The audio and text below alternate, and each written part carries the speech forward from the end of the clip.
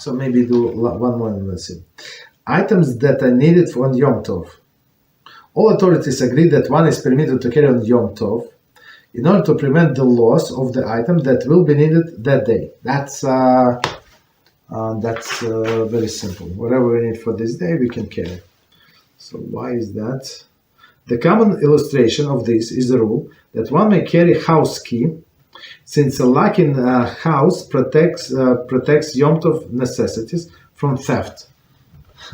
So it's very interesting approach. It's like from opposite. So how is it house key is connected to Yom Tov? So you protect the Yom Tov necessities, whatever your food, your house, basically, right? Whatever you have in your house prepared for Yom Tov, so you're going to protect.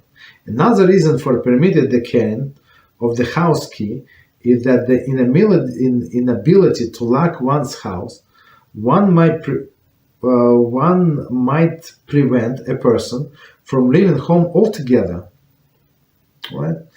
And one would be infringe upon the enjoyment on Yom Tov. So I'm not sure what they do on Shabbos if they're afraid to use on Yom Tov. So in olden days, before this digital locks, so many people have digital locks, door locks, and they use it only on Shabbos. Digital, not digital, like mechanical, but it's like what is it? They call it combination lock, right? Combination lock. They use it on door, right? But even before that, they did a key in a tie clip, right? Or as we said before, in like a part of the belt or something. So women would do it in a brooch. Right, stuff like that. So, like in something that would be allowed to carry on Yom Tov, and you have a key. But other people, what they did, I'm not sure. Somebody would hide it like under the doormat. Okay, or do not lock the door. I don't know what people would do. Or just like if somebody is at home, that would be the best option. Okay. So it is for the purpose of Yom Tov. Why? Because it's for Yom Tov enjoyment that you have when you come, you have all your food in place. Okay. It is important to note, however, that it is permitted to carry a key only where there is actual necessity. If someone else is at home who is readily available to unlock the door, it may not carry the key. Right? So just, if it's elderly person, sick person, of course, you don't want to bother them, so of course you're going to take the key. But if somebody can easily open the door for you, some of the keys, you're not allowed to carry the key. And when we say the key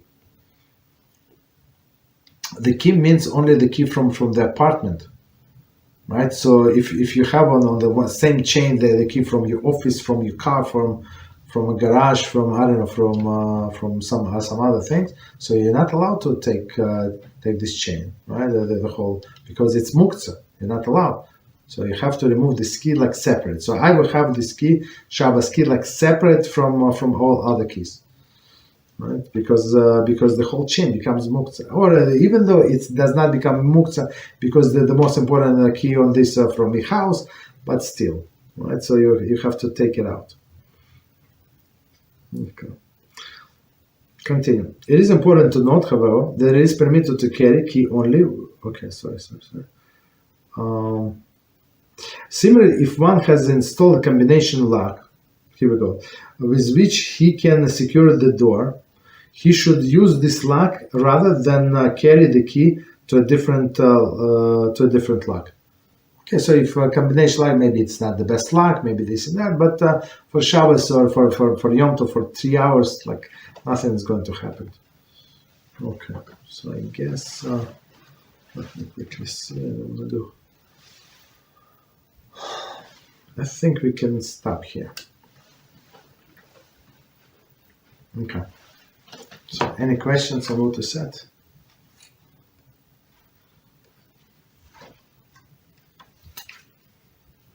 Yes. Okay, there was a question on the board with the person Mm-hmm. Removed it. It was about, I believe it was about keychain, but I was wondering, say in Yom Tov, we only need the keys for apartment or whatever.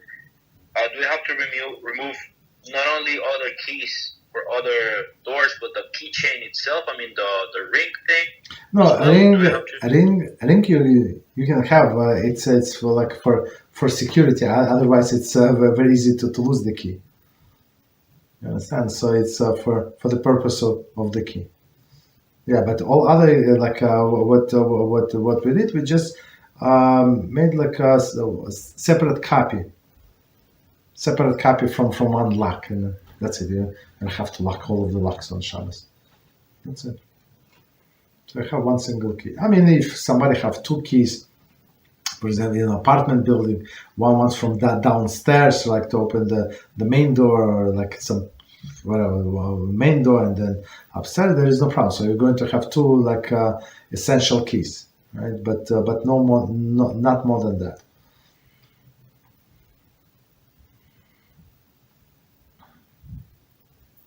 Thank you very much, Rabbi. You're welcome. So in regards to Shabbos, about this issue of the key, are we allowed to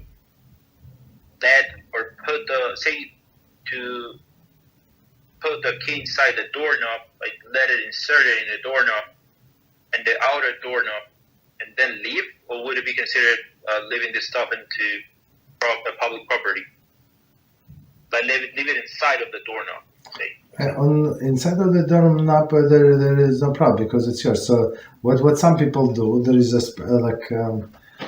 something like looks like padlock, right? But it's actually a combination lock, and you put it on your doorknob, right? It's like like it's stuck, so you cannot remove. So the only way to remove, but when you know the combination, you open. And they store in this thing. If somebody wants to, I can send a picture, like a link to it. How does it look? But where I live, it's very popular. Very popular, like real estate people usually when few people have to show the same apartment. You understand? They just leave lock there. All the construction people, construction workers, that's amazing. Electricians come on Wednesday in the morning, so that the guy who is the main contractor, he's somewhere else, this and that. So every they just give them a combination. He opens, he puts back the key, and that's it. It's very interesting. And plumbers comes the next day, cleaning lady, this lady. So that's very very convenient, very very popular. These locks. So you leave it on your door, right? It's part of your door, right? And it is there. And it's not it's not dangerous because it's only for a few hours. Okay. What else? Thank you, Rabbi. You're welcome. Next question, Shalom Kodalah. Thank you very much for the Shiur. Please correct me if I am not understanding it well. Question: is the correct way to carry the talis on Yom Tov and Shabbos from home to shul by wearing it? Thank you very much, Kodalah. From home to shul, you can carry it on Yom Tov. You can carry it because it's for the Yom Tov need. But the issue is carrying back because it's not for a Yom Tov need, right? But if you're going to wear it when you go on there, so you can wear it going back. So the problem is there is a talis bag basically. That's what the issue is. But if you're going to carry it in your hands or you're going to put it on the shoulder, like in the morning, you're not wear it because it's very heavy for you, like not heavy, hot for you. That's a different story, right? So you can carry it this way to shul, but going back you cannot carry because it is carrying. It's not wearing. So, but if you wear, as we said, you can wear article of clothes and there is no problem. Okay, what else? Thank you, Rabbi. You're welcome.